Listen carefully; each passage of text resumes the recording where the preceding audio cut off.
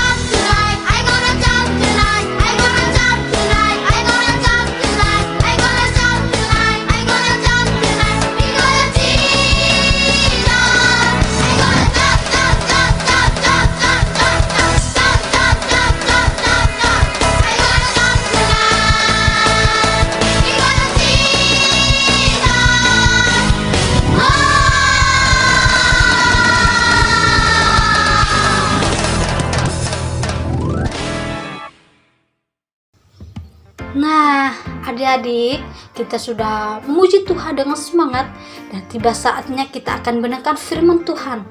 Sebelum kita mendengarkan firman Tuhan, kita menaikkan pujian kita. burung pipit yang kecil.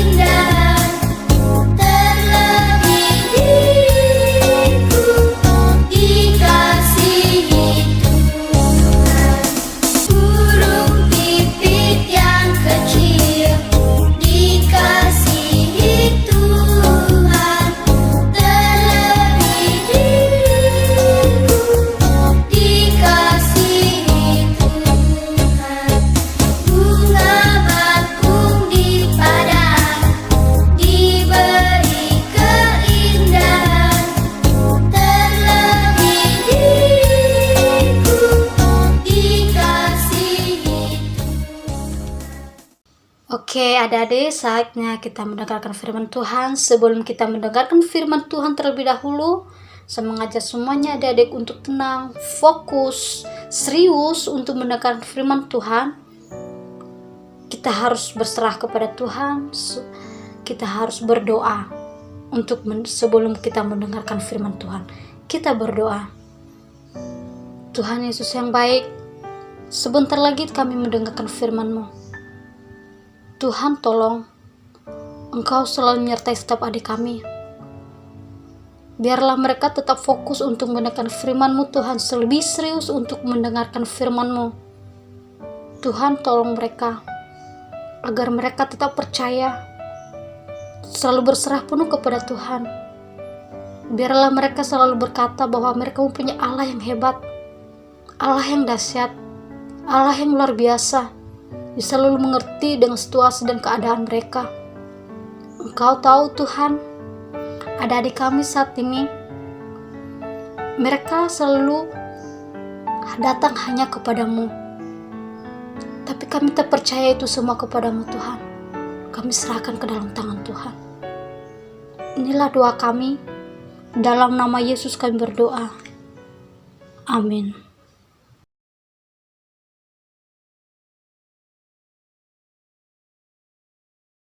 Sang Raja Hutan yang tertangkap. Di suatu hutan belantara, hiduplah seekor singa bernama Leo. Dia dijuluki Sang Raja Hutan, karena tidak ada seekor pun binatang yang berani melawannya. Leo sangat kuat dan gagah perkasa, suaranya akan membuat semua binatang tunduk kepadanya. Suatu hari ia mengumpulkan singa-singa lainnya dan berkata, "Hari ini kita akan pergi berburu untuk mencari makan." Mendengar hal itu, semua singa-singa lainnya setuju dan pergi mengikutinya.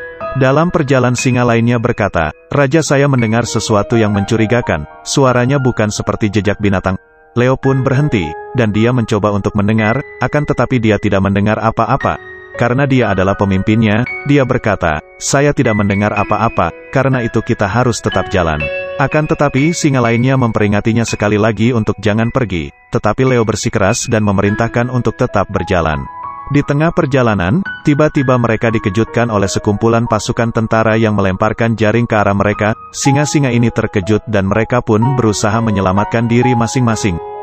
Akhirnya Leo Sang Raja Hutan tertangkap oleh para tentara itu, dan teman-teman yang lainnya pergi dengan selamat. Leo tidak bisa berbuat apa-apa, kaki, tangan dan mulutnya diikat, ia dibawa di sebuah gua, dan ia pun dibuang di dalam gua itu.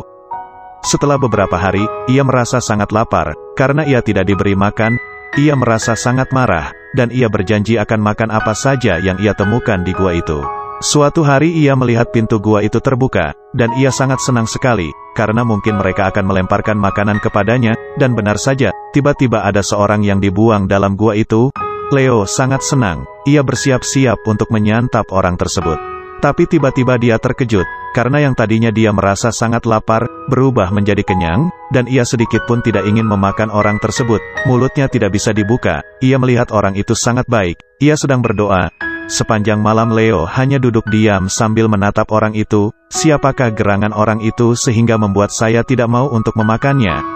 Keesokan harinya, di pagi hari ada seorang yang kembali membuka pintu gua itu dan mencari tahu apakah orang ini masih hidup atau sudah mati, dan dia berkata aku masih hidup.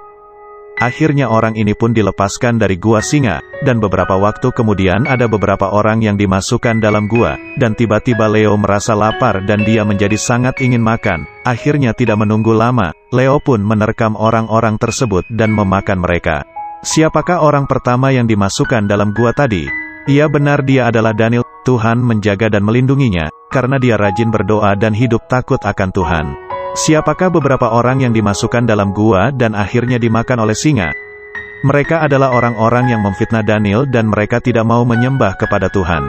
Pelajaran yang kita dapat melalui cerita ini adalah, jadilah anak yang takut akan Tuhan, dan rajin berdoa, maka Tuhan akan melindungi dan menjauhkan kita dari mara bahaya.